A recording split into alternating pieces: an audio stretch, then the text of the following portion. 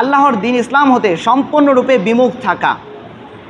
বর্তমানকার মুসলমানরা মনে করে যে ইসলাম একটা জিনিস আর আমার ব্যক্তিগত জীবন একটা জিনিস, ইসলাম একটা জিনিস, আমার ইনকাম সোর্স আয় রোজগারের ব্যাপারটা একটা জিনিস, ইসলাম এক জিনিস, আমার পরিবার আরেক জিনিস।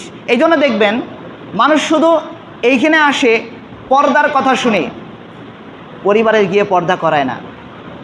এইখানে মানুষ সুদের কথা শুনে, ব্যক্তিগত আয় রোজগারে সুদ ছাড়ে না। এইখানে মানুষ আসে শুনে 5 ওয়াক্ত সালাত আদায় করা ফরজ না পড়লে মুসলমান থাকা যাবে না, সে হিন্দু, সে মুশরিক।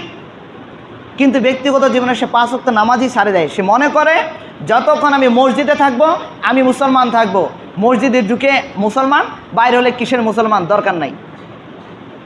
অনেক মানুষের জীবনগুলো এইভাবে সাজানো হয়েছে, তারা মনে করে আমার ঘরটা থাকবে একটা সেকুলারিস্ট ঘর, আমার ঘরটা থাকবে একটা গণতান্ত্রিক ঘর, আমার বাহিরটা ইসলাম থাকবে, আমার শরীরে ইসলাম থাকবে, আমার মসজিদে আমরা ইসলাম কায়েম করব। কিন্তু আমার ব্যক্তিগত পারিবারিক জীবনে কি থাকবে না, ইসলামের কোনো স্থান থাকবে না। কেন থাকবে? রাষ্ট্রে তো ইসলাম নাই, তাহলে আমি ব্যক্তিগত পারিবারিক জীবন সাজাই করব কি? অনেক সুতানাতা ঠুনকো অজুহাত দিয়ে মানুষ কী করতেছে, নিজের জীবনকে, ব্যক্তিগত পারিবারিক সামাজিক রাষ্ট্রীয় জীবন, এই জীবনগুলোকে ইসলাম থেকে একটু হলেও দূরে রাখতেছে। সম্মানিত হাজিরিন, এমন ব্যক্তিও ইমান হারা ব্যক্তি, এর ইমান থাকবে না। যে ব্যক্তি মনে করে সবসময় ইসলাম থেকে বিমুখ থাকে, এই ব্যক্তি মুসলমান থাকতে পারবে না। বুঝছেন?